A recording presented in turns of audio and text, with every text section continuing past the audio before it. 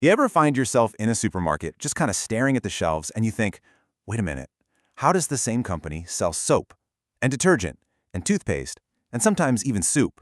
It seems totally random, right? Well, it's not. It's actually a core business strategy, and we're going to pull back the curtain on it. Seriously, it can feel a little chaotic. You trust a brand for one thing, and then suddenly, bam, it shows up in a completely different aisle. But this isn't chaos theory, folks. This is a meticulously crafted plan. And today, we're going to unpack that plan and figure out exactly how and why they do it.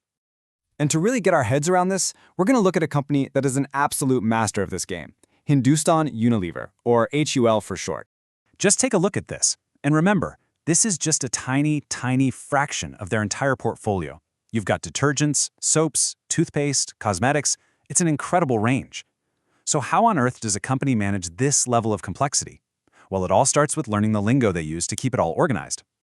Okay, so to make sense of this seeming madness, there's a kind of secret language that businesses use. And once you learn just 3 key terms, I promise, the whole strategy just clicks into place. First up, you have the product mix. This is the big one, the whole shebang. Think of it as the entire universe of every single thing a company sells. Everything. Okay, now let's zoom in a little bit to the product line. This is like a category or a family of products. They all kind of hang out together because they solve a similar problem or they're aimed at a similar type of customer.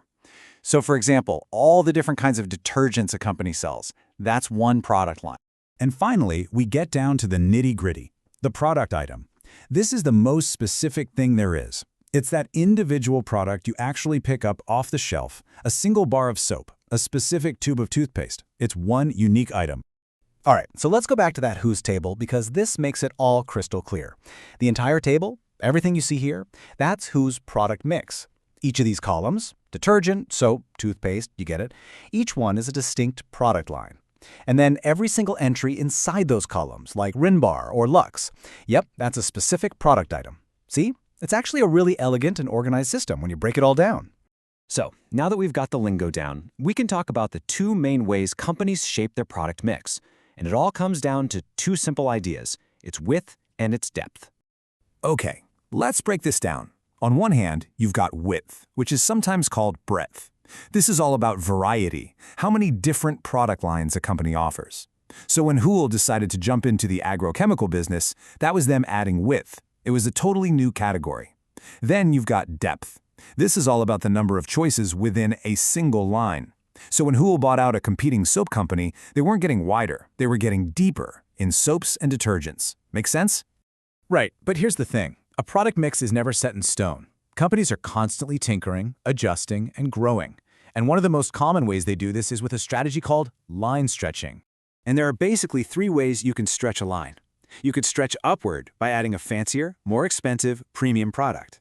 You could stretch downward by introducing a more affordable, budget-friendly option. Or, if you're already kind of sitting in the middle of the market, you can do a 2-way stretch and add new products at both the high and the low ends. Here's a perfect real-world example of a downward stretch. Think about Parker pens. For ages, they were known for being these expensive, high-end pens. But they saw a huge opportunity and stretched their line downward, introducing pens that were way more accessible. This let them capture a whole new slice of the market without damaging their premium brand. And now let's look at the exact opposite move. Take Philips. Many of us knew them for their affordable audio systems. Well, to compete at the higher end, they stretched upward.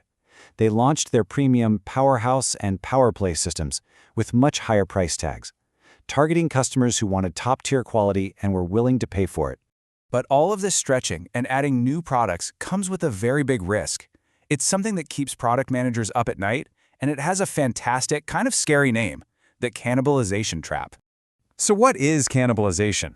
It's what happens when your shiny new product doesn't steal customers from your competitors, it steals them from your own existing products. You launch something new, and all that happens is sales for one of your old reliable products take a nosedive. That's the perfect way to put it. You are literally eating your own market share. It's like you're running in place, you spend all this time, money, and effort to launch a new thing, only to have your total sales stay exactly the same.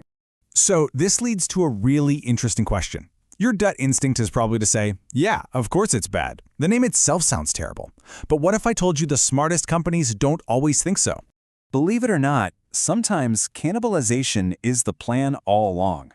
Think about it. If your new product is more profitable than your old one, then of course you want customers to switch.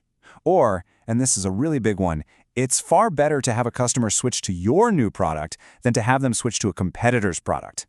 In that situation, you're playing defense, and cannibalization is actually the winning move. Okay, let's bring this all together. We've gone through the what and the how, so let's finish with the most important part, the why. Why do companies go through all this trouble in the first place? At the end of the day, having a diverse product mix is a powerful survival tool. It protects a company when one of its products starts to fade. It helps even out sales across different seasons. It allows them to use their resources, like factories and marketing teams, way more effectively. And, it just helps them become a better known, more respected, and more trusted brand. And this, right here, is the biggest takeaway. A company's product mix is not just a random list of stuff they sell. It's a strategic statement. It's a map.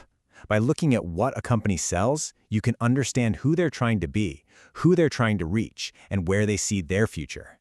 So, I'll leave you with this. The next time you're shopping, think about your favorite brand.